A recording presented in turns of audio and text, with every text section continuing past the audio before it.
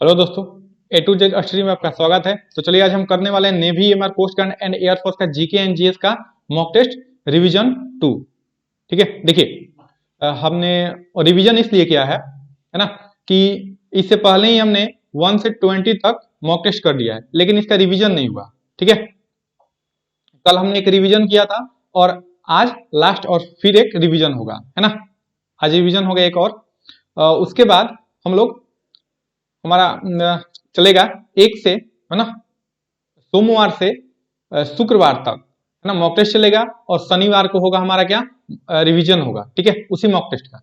इससे आप लोग का भी फायदा होगा कि आप लोग जो पढ़ रहे हैं आपको याद हो रहा है कि नहीं हो रहा है। ठीक है, तो चलिए देर देर ना करते हुए शुरू करते हैं।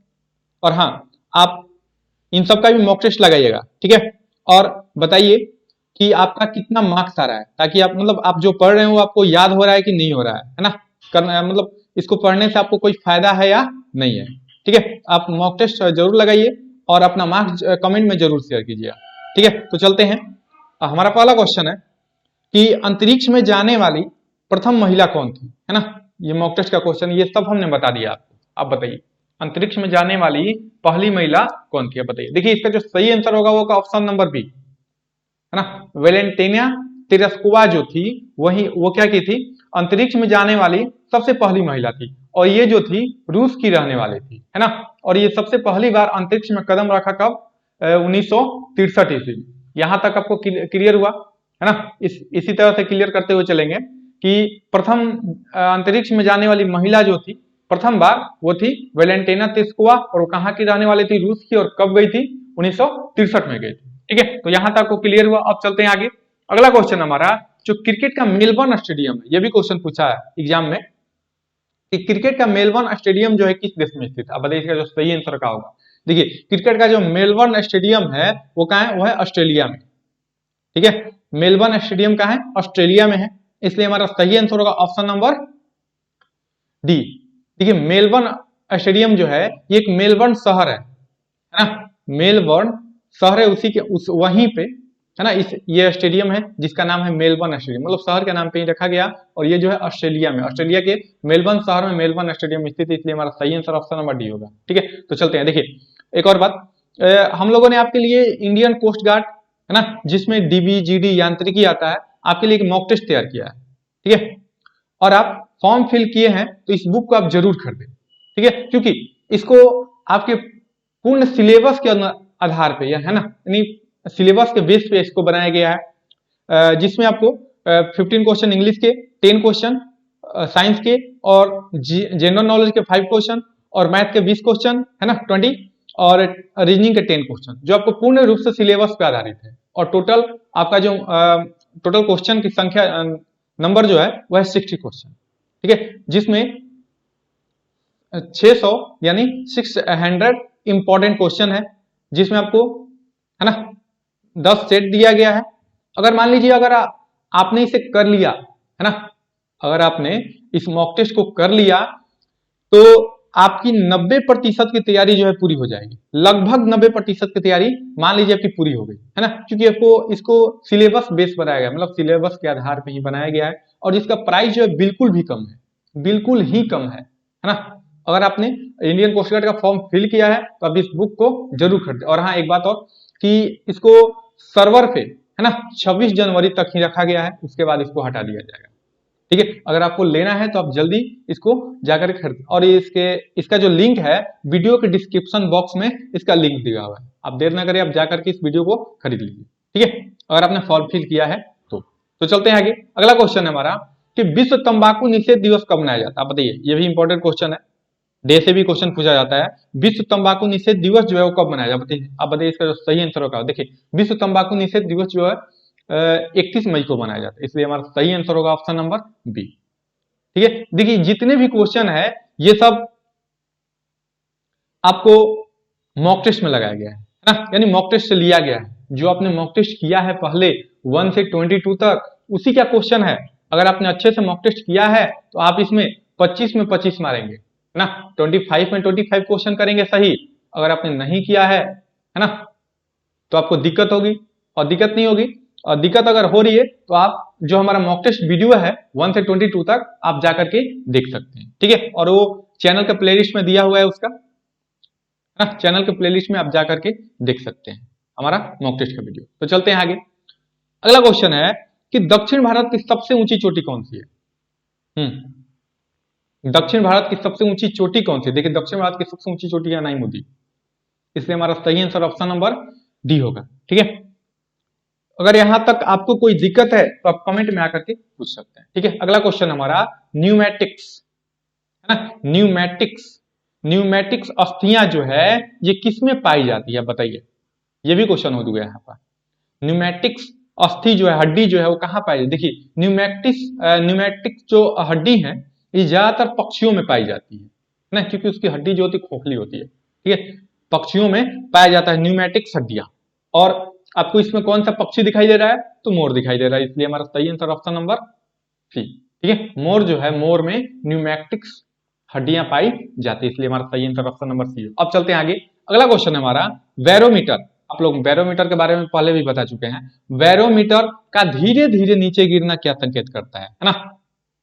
देखिए ये 3 संकेत करता है, एक तो धीरे धीरे आ गया है ना, और एक अचानक आ जाएगा, और धीरे धीरे एक ऊपर जाता है। तो इसके तीनों का संकेत अलग अलग होता है, जो आपको हम बता देंगे अभी।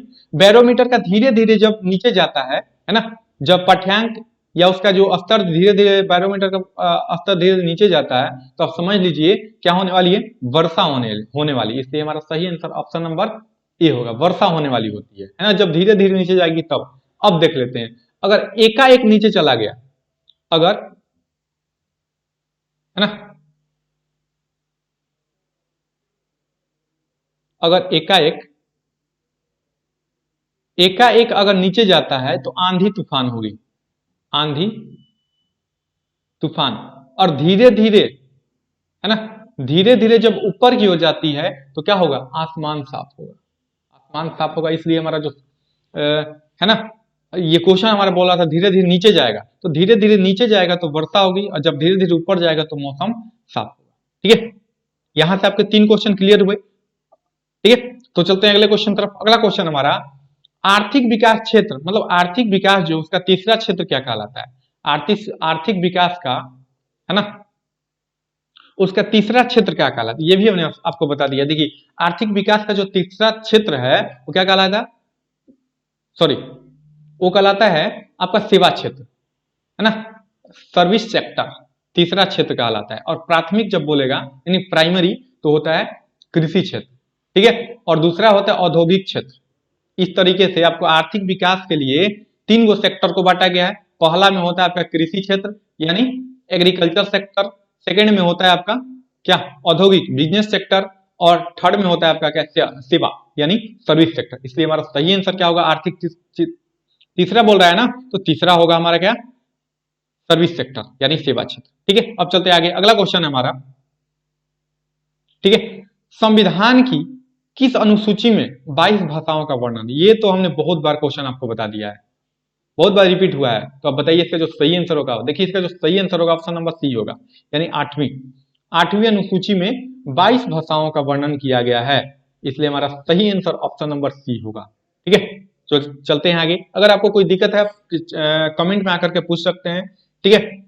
और हाँ, अगर आपने हमारा मॉक टेस्ट का वीडियो नहीं देखा है तो आप चैनल के प्लेलिस्ट में जाकर के मॉक टेस्ट का वीडियो देख सकते हैं, ठीक है।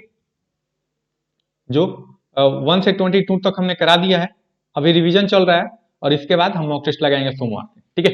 तो चलते हैं आगे। अगला क्वेश्चन है हमारा आज का, मतलब प्लास्टर ऑफ पेरिस किससे प्राप्त किया जाता है? प्लास्टर ऑफ पेरिस जो है ना, वो किससे प्राप्त किया जाता है? तो प्राप्त कैसे किया जाता है? वो जिप्सम से प्राप्त किया जाता है, इसलिए हमारा सही आंसर ऑप्शन नंबर बी। देखिए आपको अगर सेट लगाना है तो आप वीडियो को पॉज करके सेट लगा सकते हैं, और जिसका जितना मार्क्स आता है आप कमेंट में जरूर शेयर कीजिए, ताकि हमको ये पता चले कि आपकी जो तैयारी है ना, यानी जो हम मॉक टेस्ट लगा रहे हैं उससे आपको फायदा है या नहीं है, ठीक है। तो चलते हैं आगे। अगला क्वेश्चन हमारा, मानव शरीर में कौन से अंग का प्रत्यारोपण नहीं किया जा सकता? बताइए, very very important question, VVI है ना, एग्जाम में ज्यादातर क्वेश्चन पूछा जाता है इस प्रकार का, कि मानव शरीर में कौन सा अंग जो है उसका प्रत्यारोपण नहीं किया जा सकता है? तो देखिए प्रत्यारोपण किसका किसका किया जाता है? हृदय का प्रत्यारोपण किया जाता है, यानी हार्ट का प्रत्यारोपण किया जाता है। कृत्रिम हृदय के बारे में तो आप लोगों ने सुना ही होगा।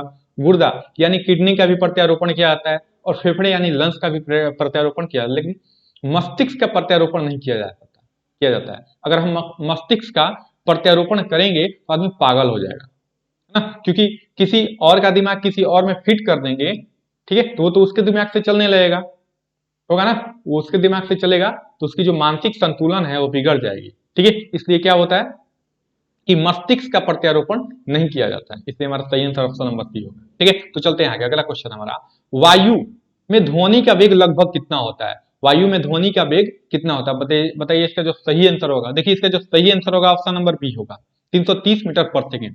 वायु में ध्वनि का वेग जो होता है वो होता है 330 मीटर पर सेकेंड। अगर लगभग बोल रहा है ना, अगर एग्जैक्ट बोलता तो 332 मीटर पर सेकेंड होता है, ठीक है। ऐसे होता है 332 मीटर एग्जैक्ट पर सेकेंड, मीटर प्रति सेकेंड, और अगर लगभग बोला है तो ऑप्शन के अनुसार जाएगा 330 मीटर पर सेकेंड, इसलिए हमारा सही आंसर ऑप्शन होगी। अब चलते हैं आगे, अगला क्वेश्चन हमारा, निम्नलिखित में से कौन सा भारत का सबसे बड़ा कंटेनर बंदरगाह है? बंदरगाह, भारत का सबसे बड़ा कंटेनर बंदरगाह कौन सा है, आप बताइए। देखिए इसका जो सही आंसर होगा ऑप्शन नंबर ए होगा। भारत का सबसे बड़ा बंदरगाह जो है वो कौन सा है? जवाहरलाल नेहरू बंदरगाह पोर्ट, ठीक है। भारत का सबसे, इसका नाम है नोआसुआ, नोआहा सुआ भी इसे बोला जाता है, ठीक है, इसलिए हमारा सही आंसर ऑप्शन नंबर ए होगा। अब चलते हैं आगे, अगला क्वेश्चन है, ये भी क्वेश्चन करा दिया है कि वास्तविक सूर्यास्त और आभासी सूर्यास्त, वास्तविक सूर्यास्त और आभासी सूर्यास्त के बीच का जो लगभग समय अंतराल होता है वो कितने मिनट का होता है, बताइए। देखिए इसका जो सही आंसर होता है वो 2 मिनट का, है ना, ऑप्शन नंबर ए, 2 मिनट। वास्तविक सूर्यास्त और आभासी सूर्यास्त के बीच का जो समय होता है ना, समय अंतराल होता है वो होता है 2 मिनट का, इसलिए हमारा सही आंसर ऑप्शन नंबर ए होगा, ठीक है। अब चलते हैं आगे, अगला क्वेश्चन है हमारा, मानव नेत्र में कौन सा लेंस होता है, ये बताइए। अब बताइए, इसमें तो 2 लेंस दिया हुआ, इनमें से कौन सा सही होगा? देखिए मानव नेत्र जो है किस लेंस की भांति काम करता है, जो है उत्तल लेंस की भांति काम करता है, इसलिए हमारा सही आंसर ऑप्शन नंबर क्या होगा, ठीक है, बी होगा, उत्तल लेंस की भांति काम करता है, ठीक है। अब चलते हैं आगे, अगला क्वेश्चन हमारा, जस्ता का अयस्क, है ना, जस्ता अयस्क है किसका? जस्ता किसका अयस्क है? जस्ता का अयस्क कौन से, आप बताइए। देखिए जस्ता का अयस्क जो होते हैं वो होते हैं कौन कौन? एक है zinc blende, option number A हमारा, ये तो सही हो गया, ठीक है, जिंक ब्लेड। बॉक्साइड जो है ये एल्युमिनियम का है, ये नहीं होगा, ये बॉक्साइड जो है एल्युमिनियम का होता है, एल्यूमिनियम का, है ना। लेकिन हमारा जो जस्ता का अयस्क बोल रहा है तो वो होगा option number A, zinc blende. अब एक होता है जिंकाइट भी होता है जस्ता का अयस्क, जिंकाइट, जिंकाइट। अब उसके बाद एक होता है कैलामीन, ये तो आपने सुना ही होगा, कैलामीन, कैलामीन भी जो है वो है जस्ता का अयस्क, ठीक है। इस प्रकार से आपको जस्ता के 3 अयस्क याद हुए, है ना, कैलामीन, कैलामीन और जिंकाइट और जिंक ब्लेड, ठीक है। अब चलते हैं आगे, अगला क्वेश्चन हमारा, पृथ्वी का कुल द्रव्यमान का कितना प्रतिशत भाग मेंटल है? ये तो क्वेश्चन भी कर लिया हमने, है ना, ये भी क्वेश्चन आपके एग्जाम में ज्यादातर पूछा जाता है कि पृथ्वी का कितने प्रतिशत भाग पे मेंटल भरा हुआ है ना, यानी मेंटल है तो है 68%, यानी 68%, इसलिए हमारा सही आंसर ऑप्शन नंबर सी हुआ, ठीक है। अब चलते हैं आगे, अगला क्वेश्चन है हमारा कि टेलीफोन, यानी जो टेलीफोन है, टेलीफोन के आविष्कारक कौन है, आप बताइए। टेलीफोन के आविष्कारक कौन है, इनमें से कौन सा आंसर सही होगा? देखिए टेलीफोन का जो आविष्कारक है वो है अलेक्जेंडर ग्राहम बेल, इसलिए हमारा सही आंसर ऑप्शन नंबर ये होगा, इसमें कंफ्यूज नहीं होना है। ग्राहम बेल जो है उन्होंने टेलीफोन का आविष्कार किया था, अलेक्जेंडर ग्राहम बेल ने टेलीफोन का आविष्कार किया था, इसलिए हमारा सही आंसर ऑप्शन नंबर बी। अब देख लेते हैं जेएल वेयर जो थे वो टीवी का आविष्कार किया था, टेलीविजन, टेलीविजन का आविष्कार किया थे, ठीक है, जेएल वेयर। अब स्टीफेंस का अगर बात करें तो इन्होंने, इनका पूरा नाम था जॉर्ज स्टीफन, इन्होंने रेलवे इंजन का आविष्कार किया था, रेलवे इंजन का आविष्कार किया था। और न्यूटन के बारे में तो आप लोग जानते ही होंगे, फेमस है ग्रेविटेशन, है ना, ग्रेविटेशन यानी गुरुत्वाकर्षण के नियम को दिया था। यहां से आपको 3 क्वेश्चन क्लियर हुआ, है ना। मैं ऐसा करता आपको समझ में आया होगा, अगर आपको कोई दिक्कत है आप कमेंट में आकर के पूछ सकते हैं, ठीक है। तो चलते हैं अगले क्वेश्चन, 18 क्वेश्चन है हमारा कि उच्च न्यायालय के न्यायाधीश की नियुक्ति कौन करता है, बताइए। उच्च न्यायालय के जो न्यायाधीश होते हैं उनकी नियुक्ति कौन करता है? देखिए उनकी जो नियुक्ति करता है राष्ट्रपति करते हैं, ठीक है, इसलिए हमारा सही आंसर ऑप्शन नंबर ए होता है। और राष्ट्रपति की आयु से संबंधित आपको बताए थे कि राष्ट्रपति का जो आयु होता है न्यूनतम आयु होता है 35 वर्ष, है ना। और प्रधानमंत्री का तो जानते ही 25 वर्ष, क्योंकि ये लोकसभा के सदस्य होते हैं, अध्यक्ष होते हैं, ठीक है। अब चलते हैं आगे, अगला क्वेश्चन है हमारा कि ब्लैक होल की घटना कब घटित थी, है ना। ब्लैक होल जो घटना है, ये देखिए सबसे पहले आप ये जान लीजिए, जो ब्लैक होल की घटना है ये घटी थी कलकत्ता में,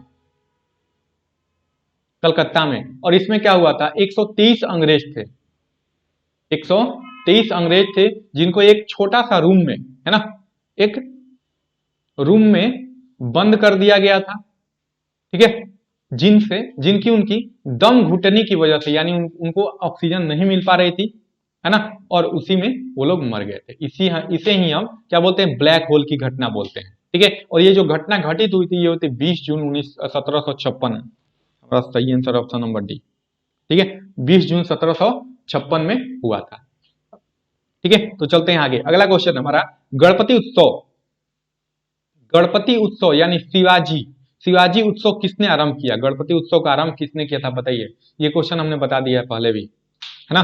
देखिए इसका जो सही आंसर होगा ऑप्शन नंबर ए होगा, बाल गंगाधर तिलक ने किया था, है ना। ये ज्यादातर एग्जाम में पूछा जाता है कि गणपति उत्सव का आयोजन यानी गणपति उत्सव का आरंभ किसने किया था, तो ये किया था बाल गंगाधर तिलक, इसलिए हमारा सही आंसर ऑप्शन नंबर ए हुआ, ठीक है। तो चलते हैं आगे, अगला क्वेश्चन है हमारे आज का कि बंगाल में प्रशासन की दोहरी प्रणाली, यानी बंगाल में द्वैत शासन, इस दोहरी को द्वैत भी बोल सकते हैं, है ना, ज्यादातर एग्जाम में यही देता है, द्वैत शासन प्रणाली, यानी द्वैत प्रणाली कब लागू हुई, भारत में दोहरी शासन प्रणाली या द्वैत शासन प्रणाली कब लागू हुई तब बताइए। देखिए इसका जो सही आंसर होगा ऑप्शन नंबर सी होगा, है ना। कब हुआ था, ऑप्शन नंबर सी हुआ था रॉबर्ट क्लाइव के द्वारा। बंगाल में दोहरी शासन व्यवस्था जो है, बंगाल में प्रशासन की दोहरी शासन प्रणाली, ये रॉबर्ट क्लाइव के शासनकाल में लगा था, ये लगा था, है ना,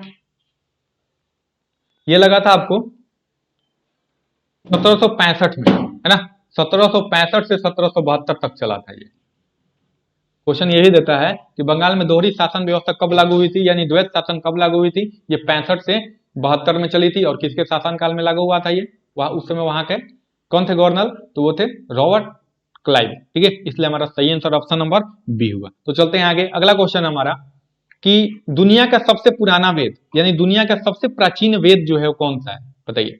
देखिए दुनिया का सबसे प्राचीन वेद जो है वह है ऋग्वेद, है ना। इसमें टोटल 10 मंडल हैं, ठीक है। जब हम हिस्ट्री करेंगे तो उसमें आपको बताएंगे, है ना, ऋग्वेद के बारे में, यजुर्वेद के बारे में, अथर्ववेद के, सामवेद के बारे में, ठीक है। लेकिन फिलहाल आज इतना ही जानते हैं कि ऋग्वेद जो है ये सबसे प्राचीन वेद है, और सबसे बाद का वेद जो होता है वो होता है क्या, अथर्ववेद, है ना, यानी सबसे बाद का वेद, यानी सबसे नया वेद, सबसे नया वेद जो है वो है अथर्ववेद, ठीक है। क्वेश्चन का हमारा सही आंसर ऑप्शन नंबर सी हुआ, ठीक है। अब चलते हैं आगे, अगला क्वेश्चन है कि भारत की स्थलीय सीमा कितनी है, भारत की जो स्थलीय सीमा है वो कितनी है बताइए।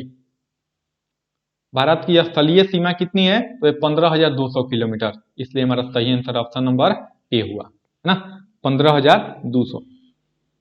समुद्र से संबंधित जब करेंगे तो उसके बारे में आपको बताएंगे, फिलहाल इतना जान लें। तट अगर पूछ देगा आपसे कि तटीय संबंधित, यानी तटीय क्षेत्र की जो लंबाई हो, मतलब तटीय जो क्षेत्र है उनकी लंबाई कितनी है, तो तटीय का लंबाई है 108 किलोमीटर, ठीक है। अगर पूछ देगा आपसे कि उत्तर यानी नॉर्थ से साउथ तक का जो लंबाई है भारत का वो कितना है, ठीक है, भारत की नॉर्थ से साउथ तक की जो लंबाई है वो कितनी है, 3214, यानी 3,214 किलोमीटर, है ना, 3,214 किलोमीटर। अगर पूछ देगा आपसे कि ईस्ट से वेस्ट तक का, ईस्ट से वेस्ट तक का जो है वो है 2933, है ना, यानी 3,933 किलोमीटर जो है ये पूरब से पश्चिम तक की लंबाई है भारत की, ठीक है। और उत्तर से दक्षिण 3214, ठीक है, इसलिए हमारा सही आंसर क्या होगा इसमें, ऑप्शन नंबर ए हुआ, 15,200 किलोमीटर स्थलीय सीमा की लंबाई है, ठीक है। चलते हैं आगे, अगला क्वेश्चन है हमारा, निम्नलिखित में से कठोरतम पदार्थ कौन सा, इनमें कौन सा सबसे कठोर पदार्थ है बताइए। सबसे कठोर पदार्थ जो है वह हीरा, ठीक है, इसलिए हमारा सही आंसर ऑप्शन नंबर बी, हीरा जो है सबसे कठोर पदार्थ है। तो चलते हैं आगे। आज का हमारा लास्ट क्वेश्चन 25 क्वेश्चन है कि निम्न में से सबसे छोटा जीव कौन सा है? सबसे छोटा जीव इनमें कौन सा बताइए। देखिए निम्न सबसे छोटा जीव जो है वो कौन सा, ये तो हमने आपको पहले भी बता चुका है, वो कौन सा है? प्लाज्मोडियम, यानी सॉरी माइकोप्लाज्मा, है ना, माइकोप्लाज्मा। माइकोप्लाज्मा जो है वो सबसे छोटा जीव है, इसलिए हमारा सही आंसर ऑप्शन नंबर ए हुआ। ठीक है, तो मैं आशा करता हूँ आज का क्लास आपको पसंद आया होगा, है ना। अगर आपको कोई दिक्कत है तो आप कमेंट में आकर के पूछ सकते हैं। ठीक है, आज जिसमें आज हम रिवीजन में कितने किए थे? 25 क्वेश्चन किए थे और कल किए थे 25 क्वेश्चन, टोटल मिला के 50 क्वेश्चन जो हुआ आपका रिवीजन हुआ। अब अगले अगले बार से मतलब सोमवार से शुक्रवार तक आपको क्या होगा? मॉक टेस्ट चलेगा। ठीक है, और उसके बाद जो शनिवार होगा यानी सैटरडे को आपका रिवीजन चलेगा। ठीक है, इस तरह से हम करेंगे अब। ठीक है, तो हाँ, अगर आप कोस्ट गार्ड का बुक लेना चाहते हैं तो वीडियो के डिस्क्रिप्शन बॉक्स में, है ना, उसका लिंक दिया हुआ है, आप जाकर के इसे खरीद लीजिए। ठीक है, तो चलिए आज के लिए बस इतना ही और फिर आगे मिलते हैं 25 क्वेश्चन के साथ।